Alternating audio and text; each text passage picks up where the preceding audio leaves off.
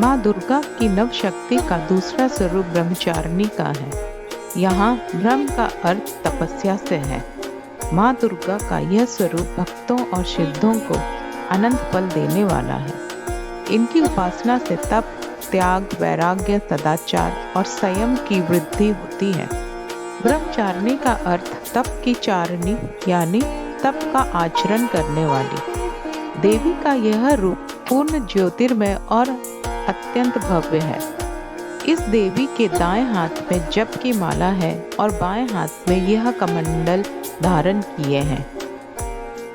पूर्व जन्म में इस देवी ने हिमालय के घर पुत्री रूप में जन्म लिया था और नारद जी के उपदेश से भगवान शंकर को पति रूप में प्राप्त करने के लिए घोर तपस्या की थी। इस कठिन तपस्या के कारण इन्हें तपचारिणी अर्थात ब्रह्मचारिणी नाम से अभिहित किया गया। 1000 वर्ष तक इन्होंने केवल फल फूल खाकर बिताए और 100 वर्षों तक केवल जमीन पर रहकर शाक पर निर्वाह किया। कुछ दिनों तक कठिन उपवास रखे और खुले आकाश के नीचे वर्षा और धूप के घोर कष्ट सहे। 3000 वर्षों तक टूटे हुए बिल्व पत्र खाए और भगवान शंकर की आराधना करती रही। इसके बाद तो उन्होंने सूखे बिल्व पत्र खाना भी छोड़ दिए। कई हजार वर्षों तक निर्जल और निराहार रहकर तपस्या करती रही। पत्तों को खाना छोड़ देने के कारण ही इनका नाम अपर्णा नाम पड़ गया। कठिन तपस्या के कारण देवी का शरीर एकदम क्षीण हो गया। देवता, ऋषि, सिद्धगण, मुनि सभी ने ब्रह्मचारिणी की तपस्या को अभूतपूर्व पुण्य कृत्य बताया, सराहना की और कहा, हे देवी, आज तक किसी ने इस तरह की कठोर तपस्या नहीं की है। यह तुम्ही से ही संभव था। तुम्हारी मनोकामना परिपूर्ण होगी और भगवान चंद्रमौली शिव जी तुम्हें पति रूप में प्राप्त होंगे। अब तपस्या छोड़कर घर लौट जाओ, जल्द ही तुम्हारे पति तुम्हें बुलाने आ रहे हैं। इस देवी की कथा का सार यह है कि जीवन के कठिन संघर्षों में भी मन विचलित नहीं होना चाहिए। माँ ब्रह्मचारिणी देवी की कृपा से सर्व सिद्धि प्राप्त होती है। दुर्गा पूजा के दूसरे दिन देवी के इस स्वरूप की उपासना की जाती है।